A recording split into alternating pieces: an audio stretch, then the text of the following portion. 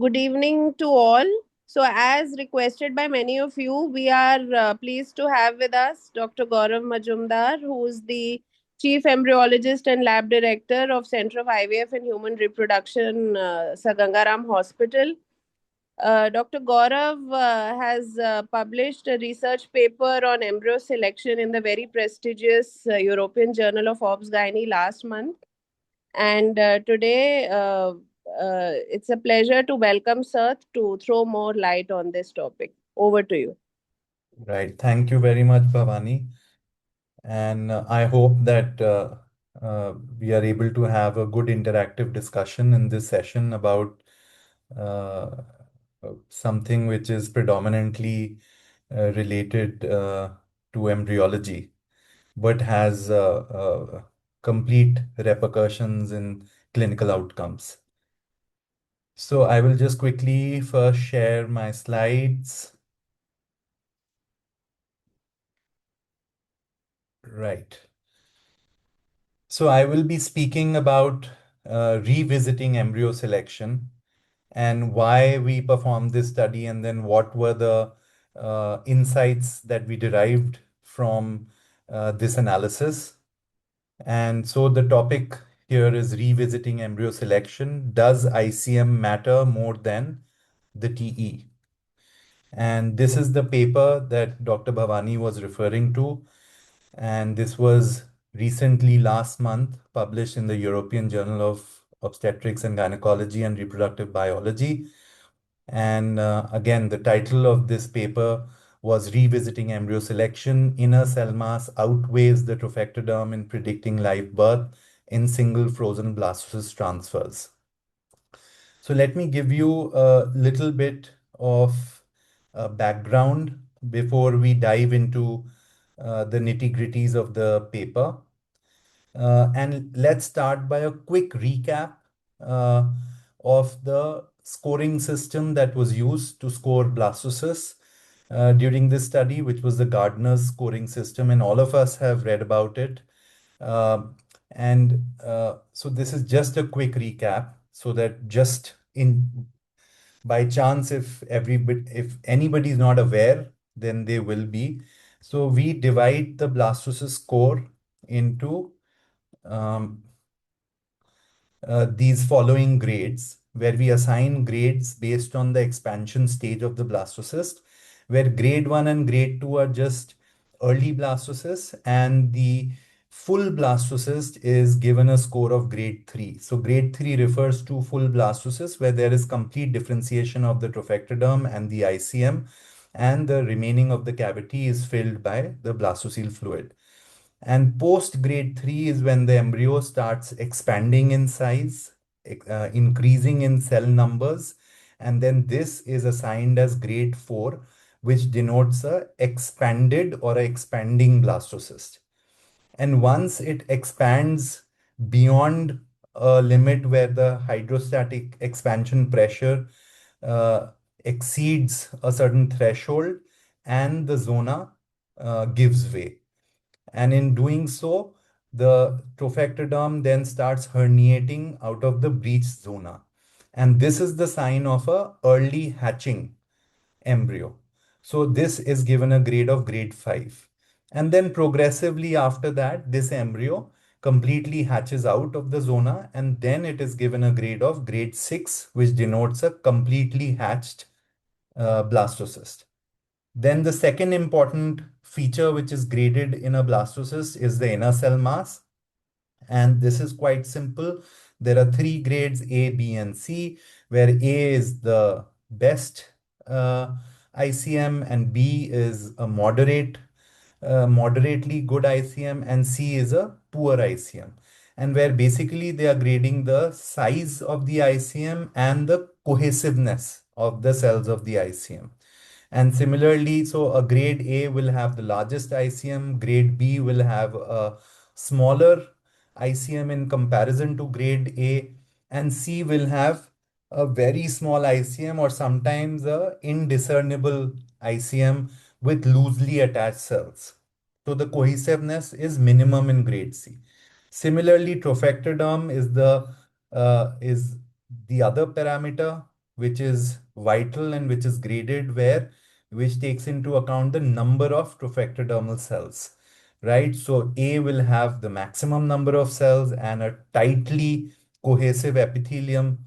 Then B will have fewer number of cells, and C will have the fewest cells, sparsely populated with lot of uh, dead cells and debris and degenerative foci as well. So these are the three parameters which are graded in an embryo. However, they don't exist in isolation. And what is important to understand is that uh, they will all present in different permutations and combinations in a cohort of multiple blastocysts. In first view, they will all look very nice, expanded images, but only with subtle variations. And there one has to know that which particular parameter is uh, most important in ranking the embryos, so that when single embryo has to be chosen out of multiple good looking embryos, then the best embryo is picked up with maximum predictive value as far as pregnancy is concerned. So coming to the evolution of this evidence about which parameter of an embryo has been associated as the with maximum pregnancy outcomes. Well, in the previous decade, starting from 2010 till about middle of the decade, that's when blastocyst transfer became universally accepted, and everyone across the world started doing blastocyst transfers. So at that time, this was a landmark paper which was published in 2011 by the Belgium group, and they said that trophectoderm morphology was the most important parameter for predicting live birth after single blastocyst transfer. And that's when, especially in Europe, they started doing single blastocyst transfers. Before that, SET was not the norm. And similarly, then there was a spate of multiple publications during those 5 to 6 years where in Japan, in America, and in Europe, the same evidence was reproduced, where they said that it was not just ongoing pregnancy but trophectoderm morphology. It affected the miscarriage rate in frozen embryo transfer cycles, and then trophectoderm grade was predicting in all single blastocyst transfers. And so there were so many national studies, and everywhere they said that it was the trophectoderm morphology which was and strongly predictive of not just implantation and pregnancy, but also associated with low early pregnancy losses in both fresh and FET cycles. So there was this paradigm shift in practice, which was focusing only on trophectoderm while selecting a blastocyst for transfer. And all of us, we were guided by these papers, and we started selecting embryos with the best trophectoderm, believing that these embryos had maximum chance of resulting in a live birth. However, post 2015, then other papers, other multiple studies, they started to be reported, where they started highlighting, uh, for example, um, these papers in 2019, they said that it was the expansion stage and the hatching stage of the blastocyst which was perhaps the most important determinant of a successful outcome. Then obviously, then some papers had already started talking about the quality of the ICM or the diameter of the ICM in relation with the diameter of the embryo. And then there were some papers, and till as recently as 2025 by Chen, who unequivocally have said that it is only the trophectoderm which has any association or predictive value for live birth. in frozen embryo transfers, even after adjusting for maternal age and ploidy. So this is a global ongoing debate on the fact that which parameter of a blastocyst matters the most. And because now single embryo transfer has become more prevalent in a lot of parts of the world. And so this question becomes very vital, right? And so this was also, in our minds, because we as a unit, we decided to embark on single embryo transfers almost 8 to 9 years ago. And with every year, we have been refining our selection strategies because at the end of the day, one has to select a single embryo out of a cohort of multiple good-looking embryos. And so that selection had to be, improved and had to be very accurate to give the maximum chance to the patient to conceive. So now diving straight into the features of this study. Well, this was a retrospective cohort study where day 5 or day 6 single frozen embryo transfers were analyzed in the period between 2019 and 2023. So this was a 5-year period which was chosen to perform this study.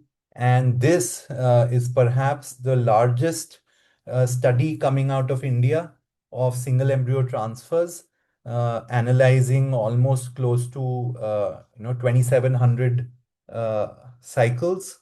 So this enabled us to find some interesting results, and all PGTA cycles were excluded, and patients with uterine anomalies, then all surrogate transfers were excluded during this period. And obviously, we had to follow up each patient till live birth. So obviously, there were some loss to follow-ups there also. So all those cycles were excluded from the study. And as far as the FETs were concerned, only blastocysts on day 5 or 6 with an expansion grade of 3 or higher were considered for, they are considered for vitrification at our center. So we never vitrify early blastocysts of grade 1 and 2 because we know that they are associated with very poor prognosis. So we never freeze them, right? And grading is always performed prior to vitrification based on the Gardner scoring system that you just saw. And also, you must know that all blastocysts in our center, they undergo laser-assisted hatching just prior to vitrification as a part of the recommended vitrification protocol to drain the blastocele fluid. And this is done to increase the survival rates of embryos. And after thawing, approximately after 3 hours post thaw, the embryos are graded a second time to now assess the degree of re-expansion. Because uh, during vitrification, when we remove the blastocele fluid, then the entire all the cells of the blastocyst, which is the ICM as well as the trophectoderm, it just collapses into a tight ball of cells with no fluid inside. So then this becomes a very important indicator of embryo survival, where post-thaw, the embryo is expected to completely re-expand it to its original position, right? So this is the second instance where the embryos are graded in a FET cycle. And we used the adjusted multivariate logistic regression analysis to study the independent effect of each morphological parameter on live birth, and so which was our primary outcome variable. Who's waiting for you? Go. When? Now, now. Back. Huh? As far as, Come oh, at 9 sorry. o'clock. Kindly Support mute team, please yourself. mute everybody. Let me listen to me. Come now. Support team, please mute everybody except the speaker. I have done it, but they are unmuting themselves again and again. Okay. Okay, no worries. No worries. So now let's look at what statistical analysis was used. We used the SPSS version 28, and we compared the patient and the cycle characteristics according to the live birth outcome. And first, we conducted a univariate analysis where we wanted to evaluate the association between each variable and live birth. And an odds ratio with the 95% confidence interval was reported for each parameter. And then all the variables which were found to be clinically relevant or statistically significant in the univariate analysis was then included into a multivariate regression model using the enter method to calculate the adjusted odds ratios along with the corresponding 95% CIs. And a p-value of less than 0.05 was considered as statistically significant. So this was the study flow chart where within the 5-year period, there was a total of 3,825 embryo transfers which occurred in those 5 years. Out of that, around 90% of the transfers were blastocyst stage transfers, and out of which 90% were single blastocyst transfers involving either day 5 or day 6 embryos. So this was a figure of 3017. Now, out of this, 221 were PGTA cycles which were excluded, and then there were uterine anomalies and surrogacy cycles, and there were 42 cycles where we had no information about live birth. So all of these 323 cases were excluded, and finally 2,694 cycles were included in the final analysis. And out of these, we had 1,089 live births at a live birth rate of 40.4%. And out of these, the only multiple pregnancies were 4 monozygotic twins. So getting the multiple pregnancy rate to less than 1%.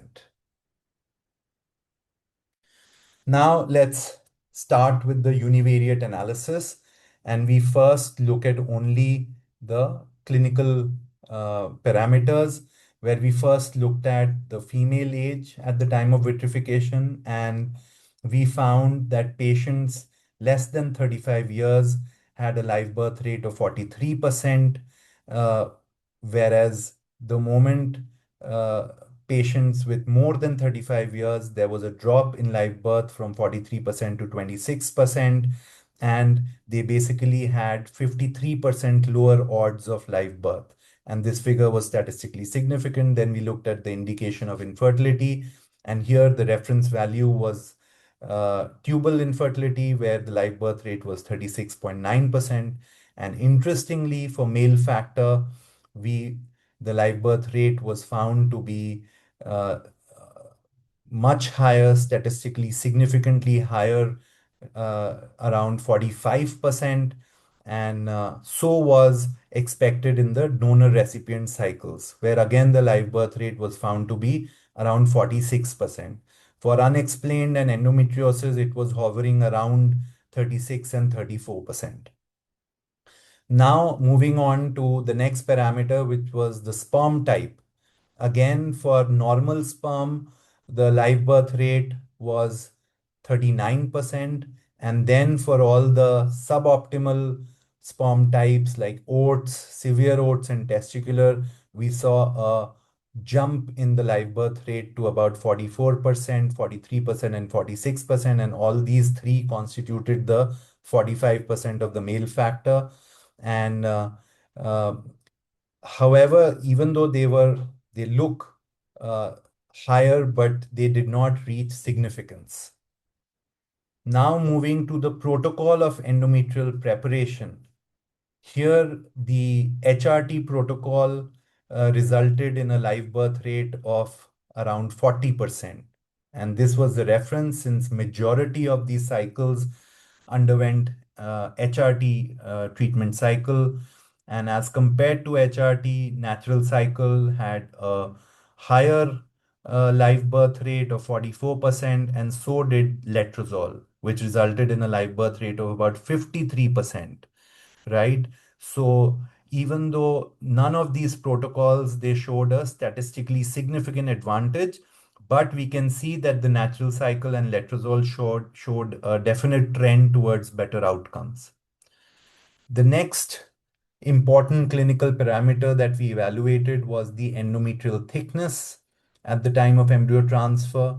And here we again, as expected, we found a higher live birth rate of about 41% in patients having a ET of more than 7 mm. And whereas in patients with a endometrial thickness of less than 7 mm, the live birth rate dropped to about 32.7%. So here, a thin endometrium was associated with almost a 30% lower odds of live birth. Now moving to the embryological parameters, we first looked at the stage of the blastocyst, or the developmental stage, or the day of the blastocyst, where again we found that transfer of day 5 blastocyst resulted in a much higher, statistically higher live birth rate of 43, almost 44%, as compared to 32% for day 6 blastocyst. And so basically the odds ratio of 0.61 suggests that day 6 blastocysts had a 39% lower odds of resulting in live birth compared to day 5. Next, looking at the expansion stage of the blastocyst, where 3 is a full blastocyst, and then we have 4, which is expanded, and 5, which is hatching. Again, the expanded blastocyst resulted in a live birth rate of 36%, and the hatching blastocyst, which is the grade 5 blastocyst, it resulted in the highest live birth rate of about 44% and significantly higher odds than grade 4. And grade 6 were fewer in numbers, but it also did pretty well and resulted, these are completely hatched embryos, which resulted in about 42% live birth rate.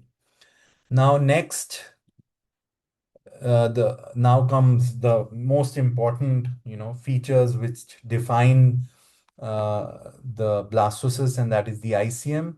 So grade A ICM was associated with a live birth rate of 42%, almost 43%.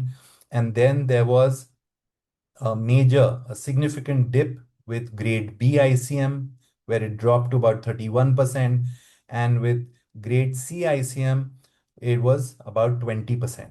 So we can see that both the lower grades in comparison to A, it resulted in significantly reduced odds of live birth. But what was heartening to see was that even the poorest ICM did result in about 20% live birth rates. So that was the silver lining as far as this data was concerned. Similarly, when we looked at the trophectoderm, again, we saw that grade A trophectoderm resulted in about 44%, and grade B was slightly lower at 35%, and the very poor trophectoderm of grade C resulted in a live birth rate again of 21%. So you see grade C trophectoderm and grade C ICM were pretty much same. Both resulted in approximately 20% live birth rate. And finally, when we looked at the re-expansion status, which is post-thaw after the 3 hours before embryo transfer, when we see whether the blastocyst has re-expanded or not. So here we have 3 categories. One where the embryo has completely re-expanded, or even at an early hatching stage, that recorded the highest live birth rate of again 42%. Then embryos which after 3 hours had still only partially expanded, they had a much reduced likelihood of live birth, because the live birth rate was only about 21%. And then there were also embryos which completely failed to expand, and they resulted in about a 8% live birth rate. So now so you can pretty much see that almost all parameters had a significant association when we looked at the univariate analysis. So these, as well as the clinical confounders, were then they were all included into the multivariable regression model, right? And so we were able to then derive the adjusted odds ratios for each of these parameters to find out if they were independently. For example, the regression model allowed us to assess if, for example, whether ICM, it retained its association with live birth when other parameters like trophectoderm, expansion stage, and the other clinical confounders were kept constant, right? So we found that the inner cell mass, it emerged as the strongest independent predictor, where uh, grade B versus A resulted in an odds ratio of 0.727, which translates to a reduction of about 27% in odds of live birth. And grade C versus grade A, it resulted in as a very strong negative predictor of live birth, with the odds ratio it going down to about 0.293. Then when we again looked at trophectoderm here, the difference between grade A and grade B was gone once we did this multivariate analysis. And so basically, the earlier difference that we saw just evaporated here, and only very poor trophectoderm, which is grade C, it led to a significant reduction in live birth rate. The expansion stage again showed that the grade 5 hatching blastocyst was significantly uh, superior in terms of uh, improving live birth outcomes as compared to the reference grade 4. And again, as far as the day of blastocyst was concerned, the day 6 embryos, it was a negative predictor where it lowered the odds of live birth rate significantly. And so did the post-Thaw re-expansion, where we saw that in the multivariable analysis, this perhaps emerged, no expansion also emerged as one of the strongest negative predictors. With the expected clinical outcomes, again, we saw that the female age, as expected, it led to about a 5% reduction in odds of live birth for each additional year of age added after the threshold of 35, right? And these are all facts which are known, right? Which are common knowledge. But once we see these trends and patterns being corroborated or confirmed by our data, it just tells us that the data is truthful and it is following the right trends. Something interesting which emerged out of our data was the fact that male factor infertility was associated with much higher odds of live birth, and I'll try to explain to you why. And as far as endometrial thickness is concerned, again, we saw that with each additional 1 millimeter increase in endometrial thickness, the odds of live birth increased by about 15%. So, amongst all these parameters, uh, in terms of the lowest odds ratio, the grade C had the maximum impact on live birth rate, and ICM emerged as one of the strongest independent predictors of live birth when all the other clinical as well as embryological confounding variables were kept constant. So, to summarize the key findings, ICM demonstrated the strongest association with live birth compared with TE and expansion grade in the model. And poor ICM had the most detrimental impact with a adjusted odds ratio of only 0.293. And what we found was that a moderate variation in the trophectoderm quality, which is where the trophectoderm could be either grade A or even grade B, did not really affect outcomes. Only when the trophectoderm was very poor did it adversely impact the live birth rate. Now, so the take-home message from this is that if the trophectoderm and expansion are comparable, then one should always prioritize the ICM when selecting embryo for transfer, or even just ranking embryos for vitrification. Then another very important, interesting finding from this study was that hatching blastocysts was associated with a much higher odds of live birth compared to those that had not yet begun to hatch before we vitrified them, right? So then the ideal embryo, according to our data, for transfer in a frozen embryo transfer would be a day 5 blastocyst which is hatching and has a grade A ICM, and the trophectoderm could be either grade A or grade B, both would be the same.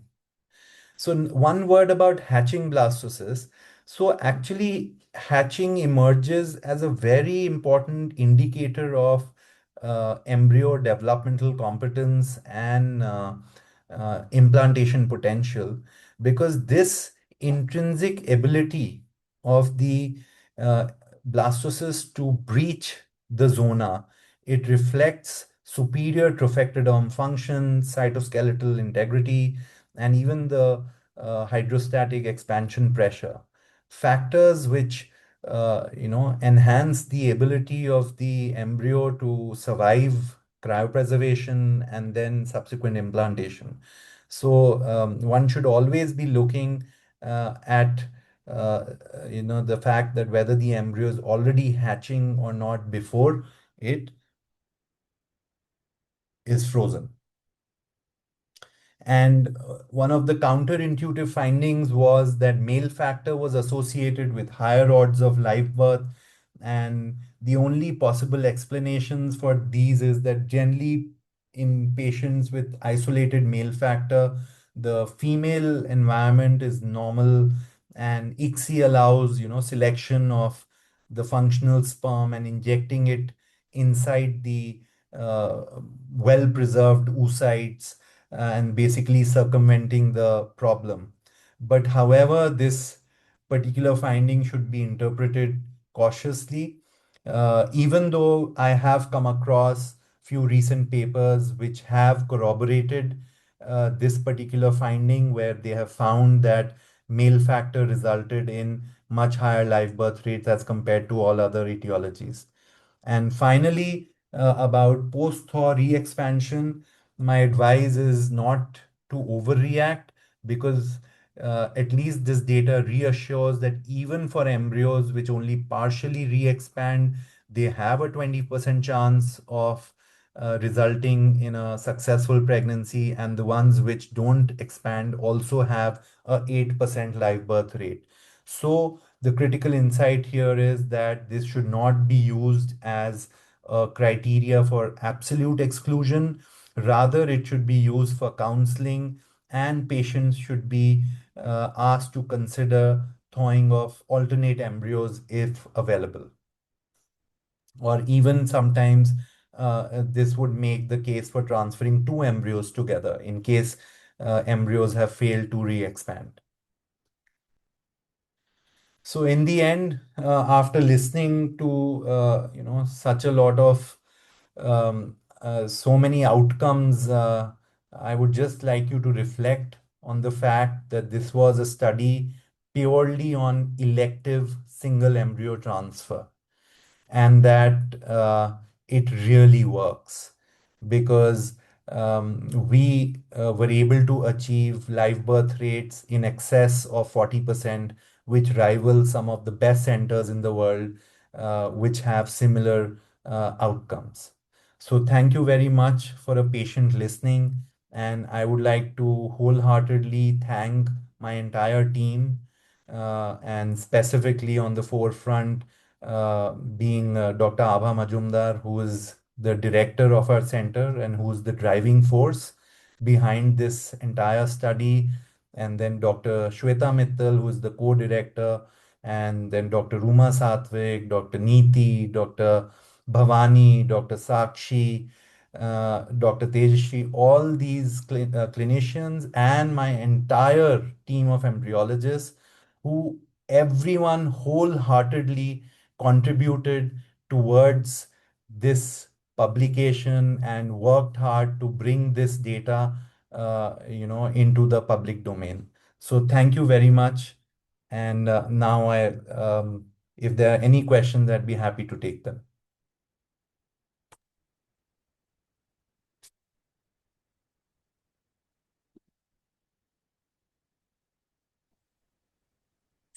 Hi Gaurav, Dr. Shalini here.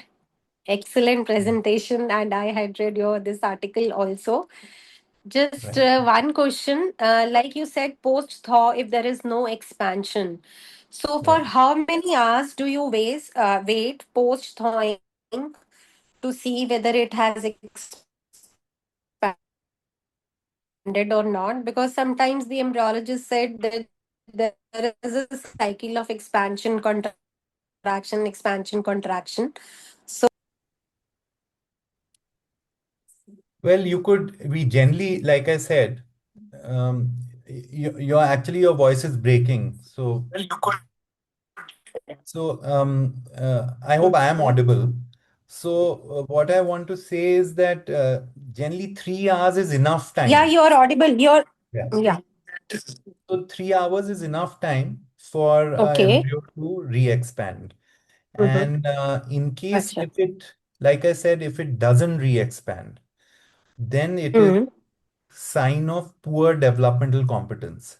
See, the fact Okay. that when we transfer a embryo which has not expanded, it Mm-hmm. still, in some cases, it does result in a live birth, which means Right.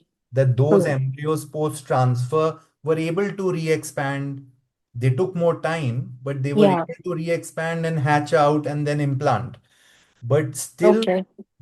we know that in embryos which after 3 to 4 hours, sometimes even 4.5 hours, Mm. if we see no re-expansion, Mm. then that is a bad sign. So we cannot just attribute it to repeated cycles of contraction and Contraction it's and no, yeah. it is not that. Because then if that were the case, then all these embryos would have implanted, Right. Got it. but they don't. Okay. Yeah. Yeah. Yeah. Yeah. Dr. Bhavani and So, Dr. Tejashree, why don't you take uh, up the questions, read the yeah. questions, tell who's asking, and let Dr. Gaurav answer them? Dr. Bhavani, Dr. Tejashree, are you still there? Yes, ma'am, we are there. Yeah, yeah. So take up the question. I think the first question. Gaurav, I wanted you to explain the male factor once again, if you could tell us why with normal male factor we had a lower live birth and why No, higher. We had a higher live birth with male with factor. normal male factor.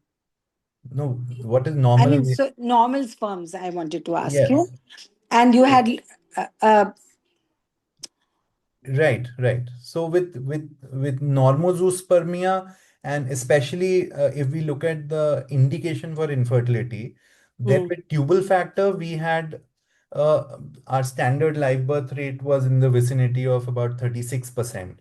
But mhm, the highest live birth rate achieved was in patients with male factor.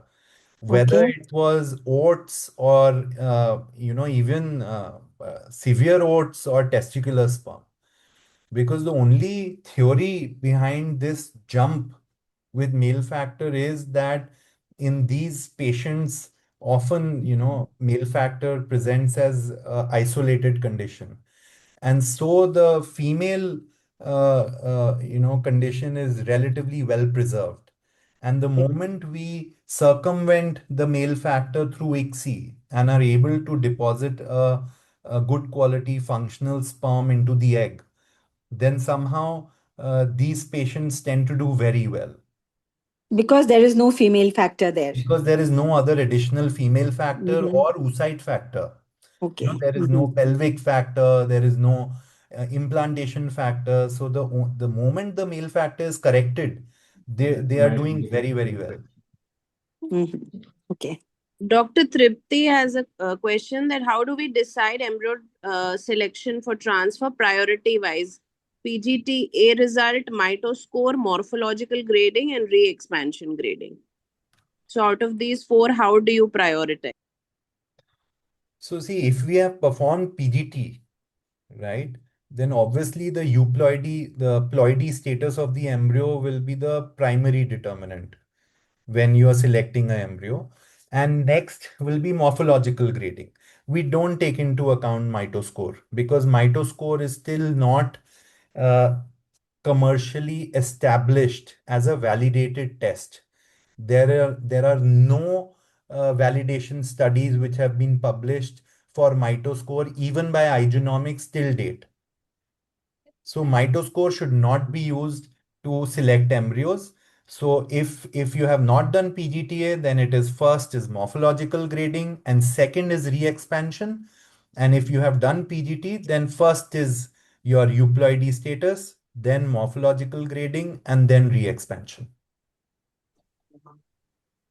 Dr. Richa is saying it's an out of context question, but I want to know how is letrozole cycle preparation different from a modified natural cycle in FET? I think Yeah. this answer, This Dr. Bhavani, Abha you or any can, of the clinicians can take yeah, this. Bhavani, you answer this question.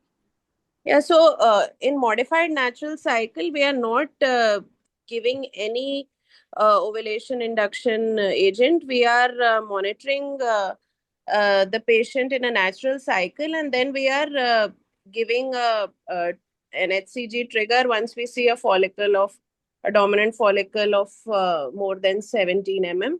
Whereas in a And letrozole the cycle, endometrium, and has the to be good with endometrium that. of and a good endometrium of at least more than 7 mm. Whereas in a letrozole cycle, we usually use letrozole cycles in patients where we are not sure about the regularity of cycles, sure about whether they ovulate timely or not. So in anovulatory patients or patients with irregular cycles, we can use letrozole instead of doing a pure natural cycle, just to ensure timely ovulation. So next question is by Dr. Yuvan, who wants to know, is laser hatching before freezing good? Yeah, it is It is very good. mandatory. It is It is rather mandatory. essential. It is mandatory. It is part of the standard vitrification protocol now, where one has to drain the blastocele fluid in order to ensure perfect survival. And we have survival rates in excess of 99% in our center, irrespective of embryo morphology.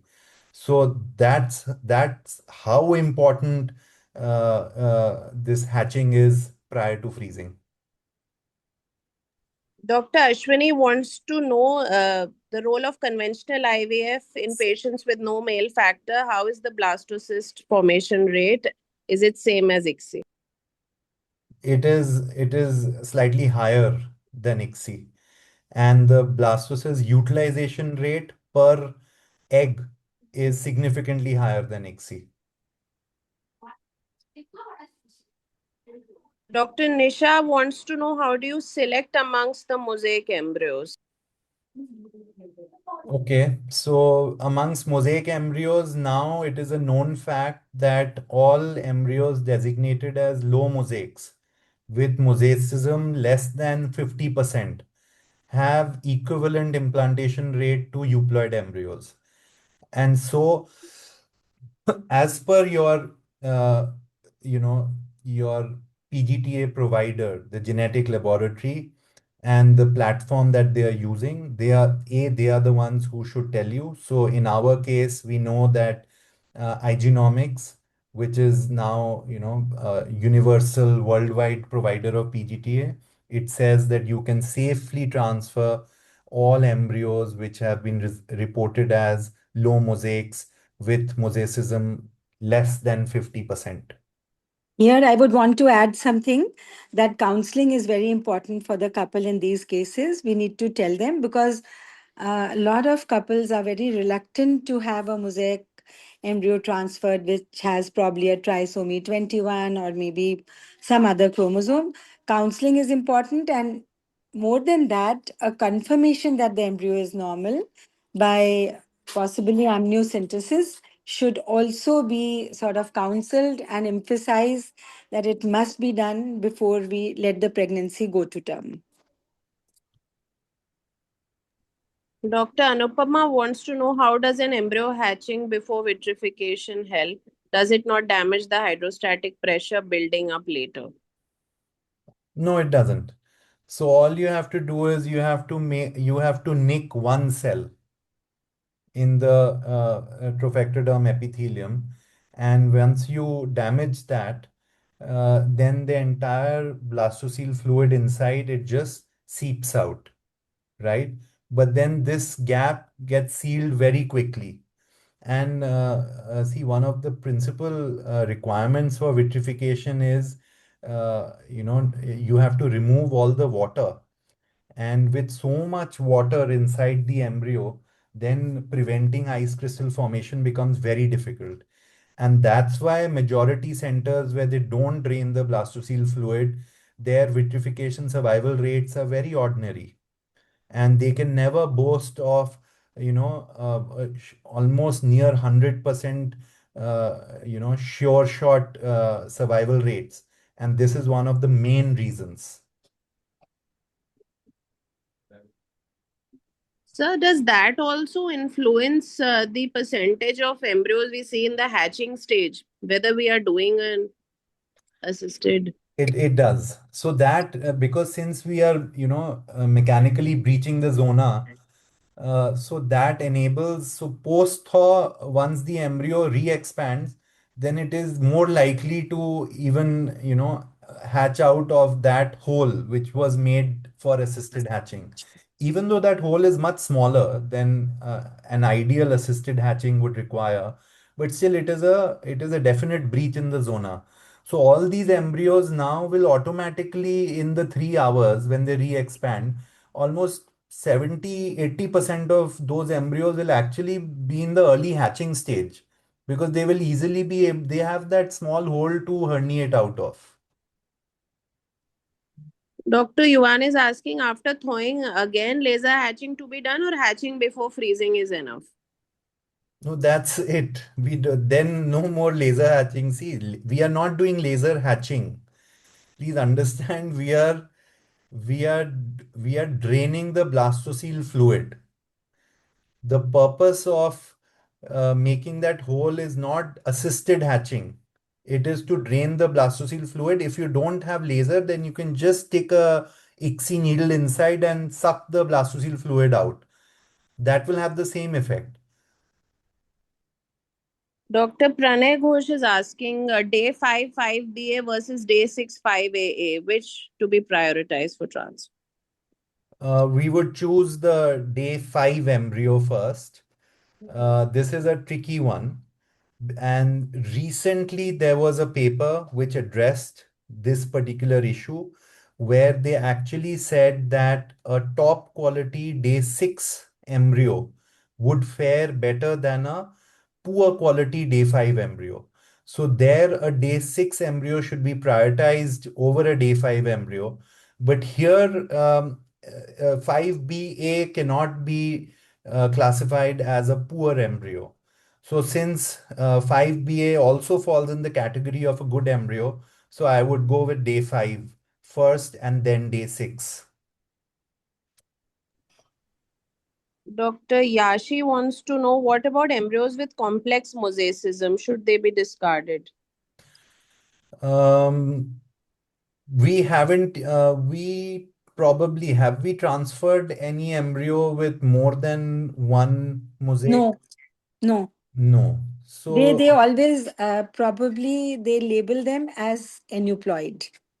no, no. So a embryo may have a 30%, maybe a 30% mosaic for say chromosome, for one chromosome, and 40% mosaic for another chromosome. But still for both chromosomes, we have not crossed the threshold of 50%. So ideally, according to the genetic labs, these embryos can be transferred. But personally, we still don't have any experience of transferring an embryo with more than one mosaicism reported. Is Simran there in this forum? Simran, you've done the whole evaluation of mosaic embryos being transferred at our center. Did any of them have a complex mosaicism? Is Dr. Simran there? She is on duty today. I think that's why Okay. she may not be there Okay. to class. Mhm.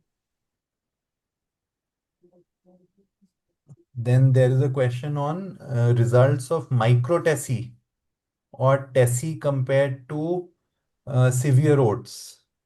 So as you can see that our results for both they are only marginally lower. The testicular sperm results are marginally lower than oat samples, and so are the severe oats samples. So we actually checked this, twice and thrice just to be sure that we were seeing this pattern, uniformly over all cases involving severe oats. So I am sure. So when you talk of results, uh, you will see a difference, but that difference will be in the blastocyst formation rates and the usable blastocyst rates. That there will be fewer blastocysts which will be formed when severely poor sperm is used, or testicular sperm from non-obstructive azoospermia is used.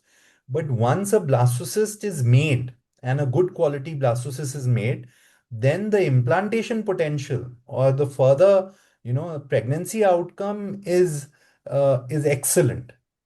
So when you talk of results, you mean that the probability of forming a blastocyst is lower with suboptimal sperm, but once you have a blastocyst in hand, then it works very well.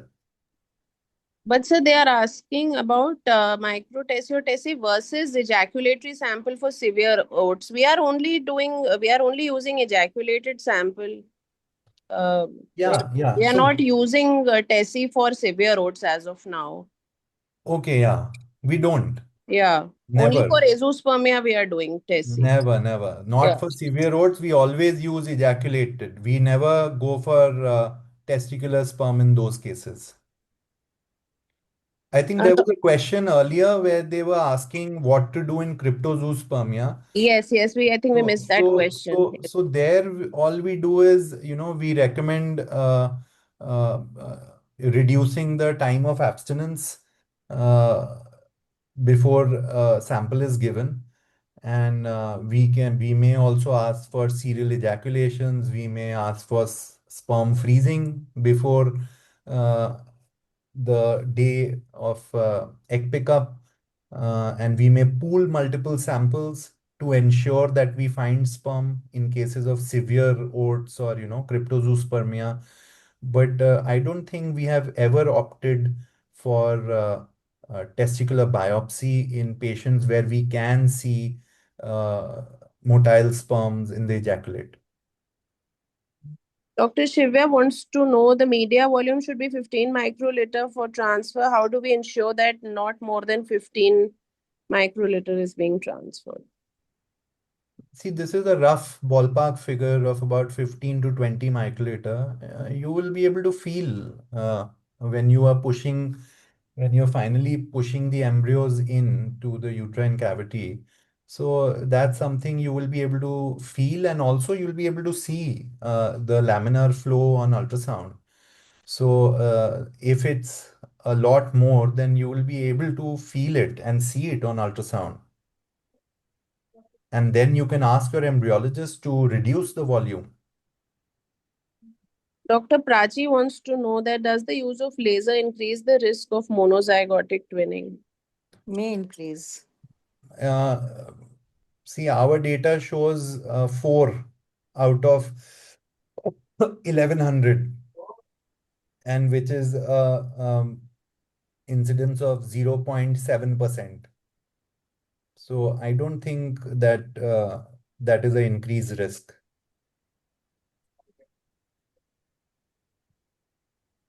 I think what she's written with laser assisted hatching. They've not written the use of laser before vitrification for making a hole No, to no, drain but they He's fluid. mean that. asking about both Huh, LAH slash huh. use of laser. Yeah, they mean that only because, see, effectively, uh, it can be thought as a form of laser hatching because we are making a hole in the zona, and it will facilitate hatching. So any embryo which is at risk of, poor re-expansion will also probably be able to hatch out.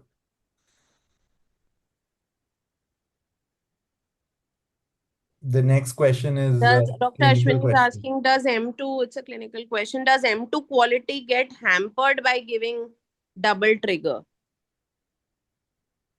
We are not We using don't give double double trigger. trigger. We give a We dual are. trigger, but no double trigger.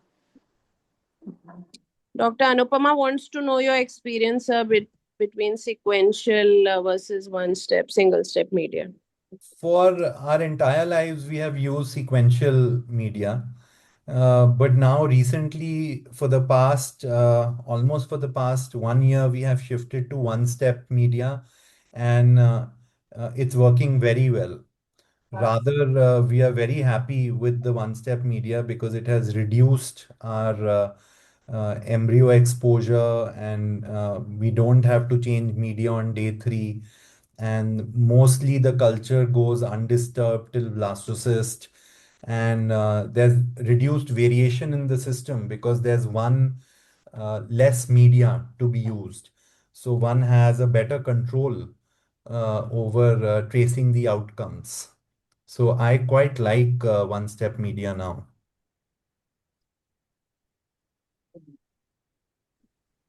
Dr. Yashi wants to know the mechanism of how a single embryo transfer can result in a monochorionic twin pregnancy.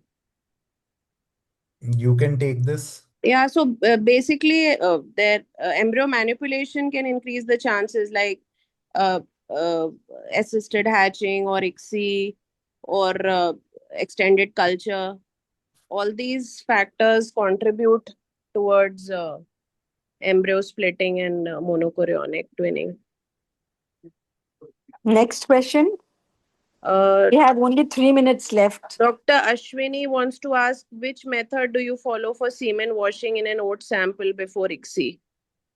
We subject all our samples to density gradient centrifugation for 10 minutes at about 1000 RPM.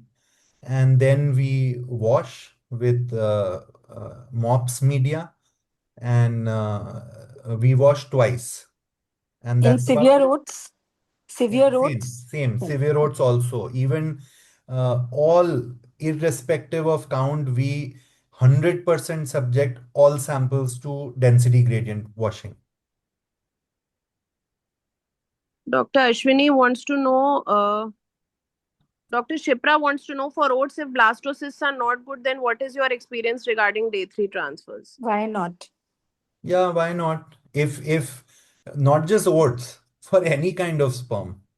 If in a particular cycle, if you haven't been able to make blastocysts, then it's a real option to next time around, either if this is a patient of RIF, and if you suspect that there is a major issue with embryo competency, then you will stick to blastocyst transfer, because that is what tells you whether the embryos are good enough or not. But otherwise, sometimes you have to resort back to day 3 transfers also. But we do that minimally. We try to stick to blastocyst transfer for almost 95% of all our cases. In only 5% will we choose to transfer on day 3. Dr. Ashwini wants to know the role of max and microfluidics. Where should we use them? Do they help in increasing the success rate? Well, the data doesn't yet suggest. These are add-ons which where the evidence is still very poor, and they haven't established a definite benefit in terms of increasing success rates. But yes, you will tend to use these techniques when you have in patients of RPL, or in patients where there is a high DFI which has been documented, because at least there is evidence that these techniques like microfluidics will, the evidence says that if you use microfluidics, then you will be able to reduce the DNA sperm fragmentation index to almost zero in the prepared sample. Now, whether that leads to a clinical benefit or not is still the jury is out on that. But at least if you have high DFI, then there is no harm in using these techniques to bring down the DFI. Dr. Tripti wants to know that with PGTA tested embryos, do you still recommend biochemical screening? Yes. Dr. Yes. Tripti, we No. recommend NIPT, in fact, for even PGTA tested embryos. But not just invasive, not the biochemical. invasive one. Not Not the invasive, invasive. NIPT. Yes. Not invasive. Not invasive, non-invasive. Because NIPT, then NIPT has to cover all chromosomes, Yes. Yeah. not the standard chromosome, because PGTA is a comprehensive chromosome testing. Yes, So yes. doing a routine NIPT will not help at all. The extended NIPT. Yeah. Yes. Dr. Kasturi wants to know which company of one-step media, single-step are We you are using? using I think the Pranay Ghosh has answered it. GXTL media. Now That's we are what Dr. Pranay. completely using the latest generation of uh, this one-step media, which is the time-lapse media, which is supplemented with 3 antioxidants. So this is Gardner's latest media, and we are now 100% using this. Dr. Nisha wants to know your experience with Zymot for oats with poor morphology. We haven't used Zymot a lot, but just to let you know that Zymot is not based on microfluidic sperm separation. It is just simply a membrane. It is based on membrane separation. So, which is separating sperm on the basis of motility, and only the good And membrane mobile. integrity. No, the assumption is not, it's not DNA integrity. The assumption is that sperms which are highly motile will be able to move through the multiple pores in zymote, and then the assumption is that these sperms which are highly motile will have good DNA. And we don't have much experience with zymote. We have hardly done about 40-50 cases with it. So we cannot comment on the question here. Dr. Vrishti wants to know at day 3, how do you decide if the embryo should be frozen or taken to day 5? Like I said, in 95% of the cases, we take embryos to day 5 only if, and especially when all embryos are looking very poor on day 3, we don't freeze them, because there is no merit in freezing poor quality day 3 embryos. And you will be surprised to see that out of embryos, which all in cases where all embryos are looking poor on day 3, you will see that almost 20% embryos will make it to good quality blastocysts on day 5 or day 6, which means that day 3 morphology is a very poor indicator of developmental potential and competence of an embryo. We firmly believe that. Dr. Anupama Futela wants to know droplet versus bigger drops with many embryos. What's better? Yeah, we believe in group culture, so we always culture multiple embryos together. Dr. Kasturi wants to know a couple undergoing ICSI for severe male factor asking us to do oocyte activation in the very first cycle. Can we do it? No, absolutely not. Oocyte activation is only to be used in patients who have a history of total failed fertilization or very low fertilization in the previous IVF cycle. I know this is a practice which happens in many centers where embryologists are being asked to use oocyte activation in the first cycle. Dr. No, we Satyanath, don't. it's the last question. Yeah, Yes. we don't change one-step media on day 3. We don't. We culture the embryos in the same media for 5 days. We change on day 1. We change on day 1. I think we've